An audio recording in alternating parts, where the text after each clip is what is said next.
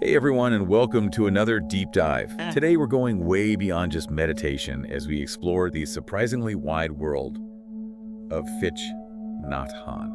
Yeah, he's known as like a mindfulness master, but there's so much more to him. Right, and to get into all that, we've got some excerpts from a biographical piece about his life and teachings. Exactly. And I think what's really cool about this deep dive is that you'll see how his ideas can actually like change the way you live. Oh, totally. This isn't just about feeling peaceful, it's about taking action. Yeah. So to kick us off, let's talk about this idea of engaged Buddhism, Okay. which sounds kind of active for something usually associated with sitting still. Right. It really is.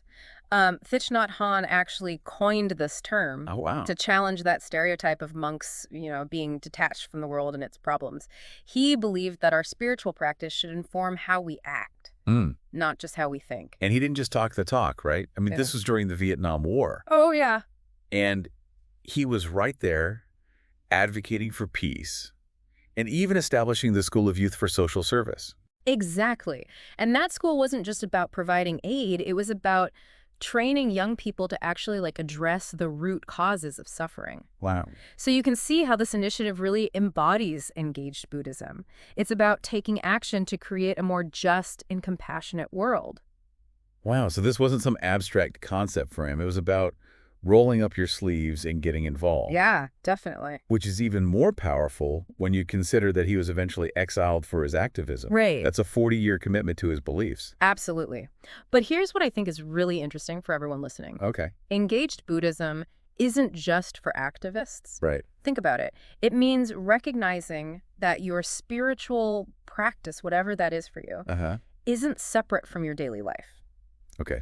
I'm starting to see how this connects. Yeah. So it's not about escaping the world. It's about bringing your values into everything you do. Exactly. And that brings us to another one of Thich Nhat Hanh's big ideas, mindfulness. Okay. We hear a lot about mindfulness these days. Yeah, we do. But he had this unique way of framing it that goes beyond just meditation. So it's not all about sitting cross-legged on a cushion. I'll admit that part's always intimidated me a bit. He actually taught that you could bring mindful awareness to any activity. Oh, really? Even something as simple as washing the dishes. Wait, what? Dishwashing as a spiritual practice. How does that even work? Well, think about it. Instead of rushing through it mindlessly, Yeah. you're fully present, feeling the warm water, noticing the bubbles, paying attention to each movement.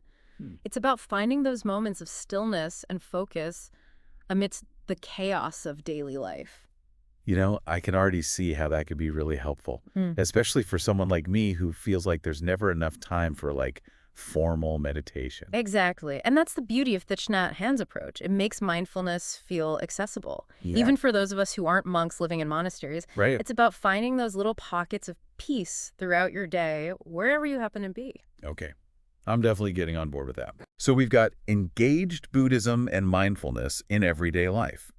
What other fascinating ideas did Thich Nhat Hanh bring to the table? Well, this is where we dive into one of his core philosophies, interbeing. Okay. It might sound complex at first, but it's basically the idea that everything is interconnected. Okay. I'm intrigued. Tell me more. He often used the example of a piece of paper. Right. I've heard about this. Yeah. Something about how the paper couldn't exist without the tree, the sun, the rain. Precisely. But imagine taking that a step further Or- and applying it to a real-world issue you care about. Let's say climate change. Hmm. When you understand interbeing, Yeah. you start to see how our individual actions, even seemingly small ones, are all connected to this larger global crisis. Whoa. Okay. That's a whole new way of looking at things. It is, isn't it? Uh. And here's why this matters to you.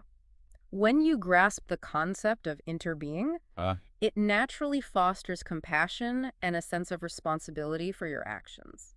So it's not just some abstract philosophical idea. It can actually change the way you live your life. Absolutely. It can shift your perspective from me versus them to a more interconnected view, recognizing that we're all in this together. Okay, my mind is officially blown. This deep dive is already proving to be so much more than just learning about some monk and his meditation techniques. And we're just getting started. Thich Nhat Hanh had a lot to say about communication, Okay. community, and finding peace within ourselves and in the world around us. Well, I can't wait to hear more. So, building on this idea of interconnectedness, Thich Nhat Hanh believed that the way we communicate with each other can either strengthen those connections or, create more division. Yeah. For sure. He placed a lot of emphasis on loving speech and deep listening. Those sound like pretty self-explanatory concepts, but I'm guessing there's more to them than meets the eye.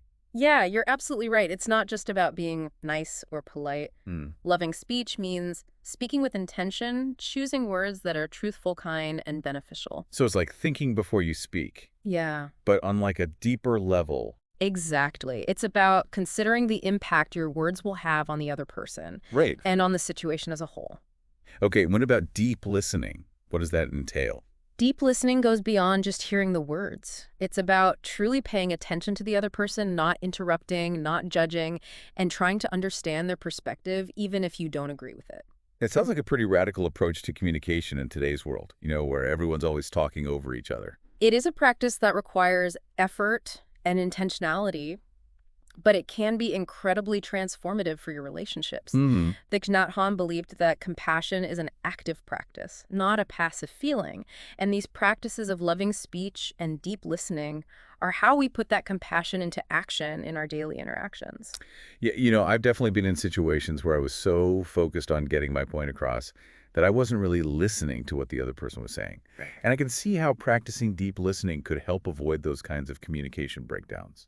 Absolutely. And it's not just about avoiding conflict. These practices can actually help you build stronger, more authentic connections with the people around you. Okay. And they can help you create a space for genuine understanding and empathy.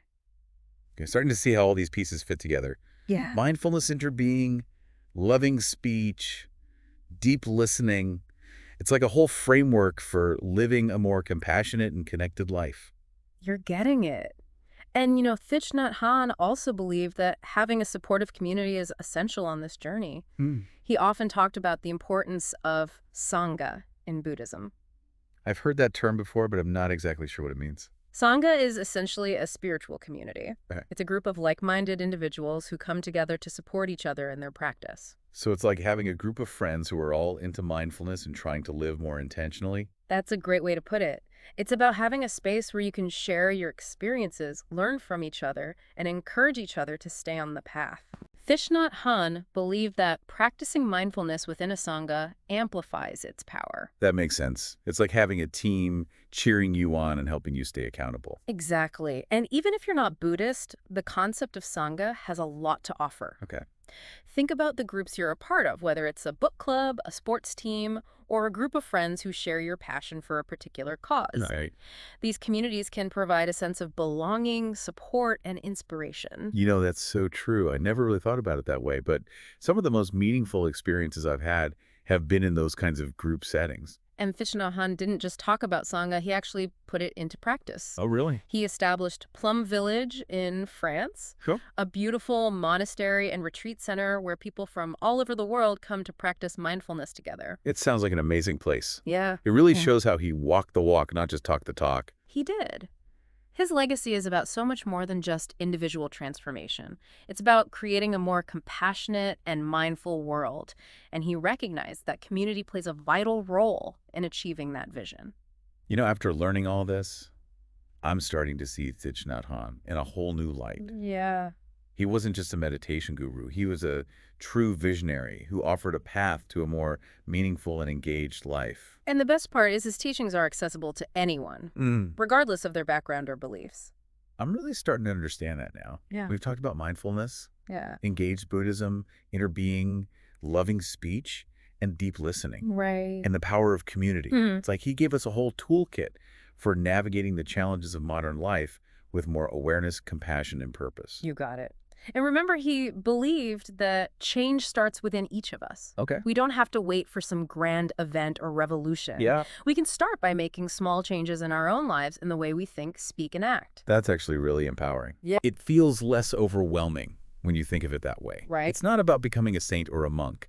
It's about taking those small, mindful steps each day. Exactly. And those small steps can have a ripple effect, creating positive change in our relationships, our communities, and ultimately the world around us. Wow. Remember, as Thich Nhat Hanh so beautifully put it, peace is every step. Okay, I'm feeling inspired. I'm ready to hear more about how we can put all these teachings into practice in our daily lives. What else can you share with us? As we're exploring all these different facets of Thich Nhat Hanh's teachings, Yeah. I keep coming back to this one question. Okay. What would he say to someone who's feeling overwhelmed by the state of the world right now? Hmm. Between climate change, social injustice, and just the general chaos of daily life. Right. It can be hard to find that sense of peace he talked about so much. That's such a relevant question, and I think Thich Nhat Hanh would say that feeling overwhelmed is a natural response Yeah. to the complexities of the world we live in, but he'd also remind us that we don't have to carry the weight of the whole world on our shoulders. Okay, that sounds reassuring. But how do we actually do that? How do we find peace amidst all the chaos? He'd probably encourage us to start with the breath. Okay. Remember, he saw mindfulness as a way to anchor ourselves in the present moment no matter what's going on around us. So it's not about ignoring the problems or pretending everything is okay. Right. It's about finding a place of calm within ourselves Right. so we can approach those challenges with more clarity and compassion. Precisely. And from that place of calm, we can start to take action. Remember, engaged Buddhism. It's about using our understanding of inner being to make choices that contribute to a more just and compassionate world. So it's like we can't change everything, but we can change the things we have control over. Our own actions, our own words, our own way of being in the world. And those seemingly small acts can have a ripple effect. Remember the example of the piece of paper. Every choice we make is connected to something larger than ourselves. Wow, this deep dive has really given me a whole new perspective on things. Yeah. I'm starting to see how all these different teachings, mindfulness, interbeing, engaged Buddhism, they all weave together to create a path towards a more meaningful and fulfilling life. And it's not just about our own individual happiness. Thich Nhat Hanh believed that our personal well-being is inextricably linked to the well-being of the world around us. When we cultivate peace within ourselves, we contribute to peace in our families, our communities, and ultimately the world as a whole. So to wrap things up, if there was one key takeaway you'd want our listener to remember from this exploration of Thich Nhat Hanh's teachings, Okay. what would it be? It's simple, really. Peace is possible. It's not some distant utopia. It's a practice, a way of being that we can cultivate moment by moment. It starts with each breath, each mindful step, each act of kindness and compassion. I love that. Peace is possible. Yeah. And it starts with us. Well, I don't know about you, but I'm feeling pretty inspired to put some of these teachings into practice. Me too. And I think that's the beauty of Thich Nhat Hanh's legacy. He didn't just offer us a philosophy, he gave us a way of life, a path that we can all walk one mindful step at a time. Thank you for joining us on this deep dive into the world of Thich Nhat Hanh. We hope you found it as insightful and inspiring as we have. Now, as you go about your day, we invite you to consider, how can you bring a little more mindfulness, a little more compassion, and a little more peace into your own corner of the world? Remember, every small act makes a difference. Peace is every step.